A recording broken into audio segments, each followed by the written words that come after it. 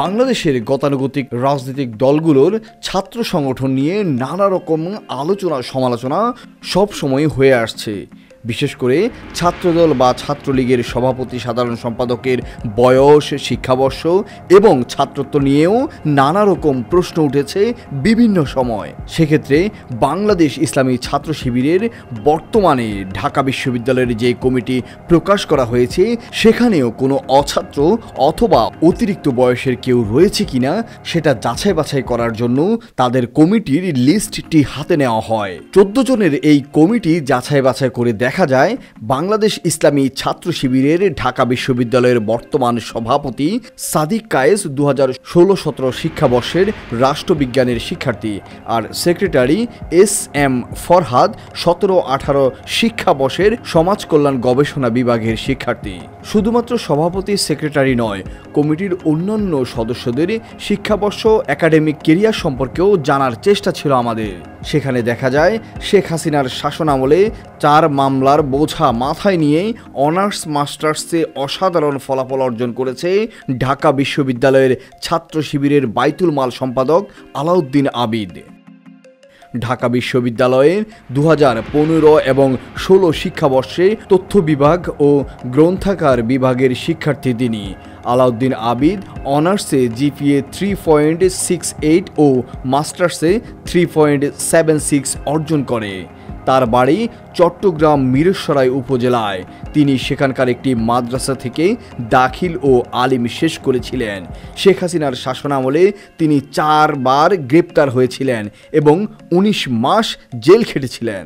ঢাকা বিশ্ববিদ্যালয়ের সাংগঠনিক সম্পাদক মহিউদ্দিন খান 2018-19 শিক্ষাবর্ষের লোক প্রশাসন বিভাগের শিক্ষার্থী।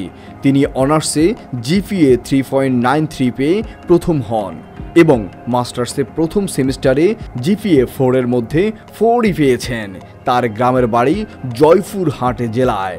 ঢাকা বিশ্ববিদ্যালয়ের ছাত্র আন্দোলন ও মানব সম্পদ উন্নয়ন বিষয়ক সম্পাদক মোহাম্মদ মাজহারুল ইসলাম অনার্সের ফলাফলে বিভাগে প্রথম স্থান অধিকার করে গোল্ড মেডেল পুরস্কার অর্জন করেছিলেন।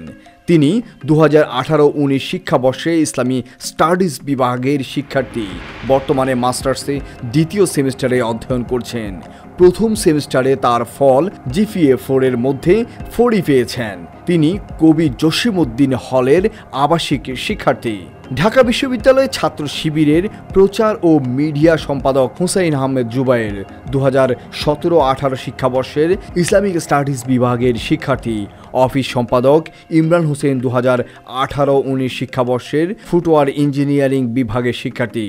দাওয়া ও ছাত্র কল্যাণ সম্পাদক হামিদুর রশিদ জামিল 2018-19 শিক্ষাবর্ষের আরবিতে অধ্যয়ন করছেন। ইসলামী ছাত্র শিবিরের ঢাকা বিশ্ববিদ্যালয় শাখার সাহিত্য, সংস্কৃতি ও প্রকাশনা সম্পাদক নুরুল ইসলাম নূর 2018-19 শিক্ষাবর্ষের আরবিতে অধ্যয়ন করেছেন। বিজ্ঞান ও ক্রিয়া সম্পাদক মোহাম্মদ ইকবাল হায়দার 2018-19 শিক্ষাবর্ষে ফলিত রসায়ন ও কেমিকৌশল বিভাগের শিক্ষার্থী। শিক্ষা ও গবেষণা সম্পাদক মোহাম্মদ আনিস মাহমুদ সাকিব 2018-19 শিক্ষাবর্ষের সমাজ বিজ্ঞান বিভাগের শিক্ষার্থী। আইন ও মানবাধিকার সম্পাদক রিয়াজুল মিয়া 2017-18 শিক্ষাবর্ষের আইন বিভাগের শিক্ষার্থী। ব্যবসায় শিক্ষা ও আন্তর্জাতিক বিষয়ক সম্পাদক হাসান মোহাম্মদ ইয়াসির 2018-19 শিক্ষাবর্ষের অ্যাকাউন্টিং অ্যান্ড ইনফরমেশন সিস্টেমস বিভাগের শিক্ষার্থী। স্কিল ডেভেলপমেন্ট সম্পাদক আবদুল্লাহ আল আমিন 2019-20 শিক্ষাবর্ষের শিক্ষার্থী। ইসলামী ছাত্র শিবিরের এসব নেতাদের একাডেমিক যোগ্যতা এবং শিক্ষাবর্ষ নিয়ে সামাজিক যোগাযোগ মাধ্যমে ব্যাপক আলোচনার ঝড় উঠেছে। নেটিজেনরা বলছে, ছাত্র শিবির মেধাবী সংগঠন নাকি মেধাবীরাই শিবির, এমন মন্তব্য লিখে ফেসবুকে পোস্ট ও কমেন্টস করছে নেটিজেনরা। Abdullah Al Rafid, desk report, Noakhali TV. Lakshmipur ideal Alim Madrasa জাগতিক ও নৈতিক ইসলামী শিক্ষার সমন্বয়ে আপনার সন্তানকে সৎ, যোগ্য, আলেমে দ্বীন ও দেশপ্রেমিক সুনাগরিক হিসেবে গড়ে তোলার অঙ্গীকার নিয়ে লক্ষ্মীপুর আইডিয়াল আলিম মাদ্রাসা আছে আপনার পাশে। এখানে প্লে থেকে আলিম পর্যন্ত সাধারণ বিভাগ, বিজ্ঞান বিভাগ, হিফজুল কোরআন ও গার্লস শাখায় ভর্তি চলছে। এখানে রয়েছে উন্নত যোগাযোগ ব্যবস্থা এবং রুচিশীল ও শিক্ষাবান্ধব পরিবেশ। আবাসিক, অনাবাসিক ডে কেয়ার ব্যবস্থা। লক্ষ্মীপুর আইডিয়াল আলিম মাদ্রাসা, কোর্ট বিল্ডিং সংলগ্ন জুমুল স্টেশন, সদর, লক্ষ্মীপুর। নোয়াখালী টিভি, বৃহত্তর নোয়াখালীর প্রতিচ্ছবি।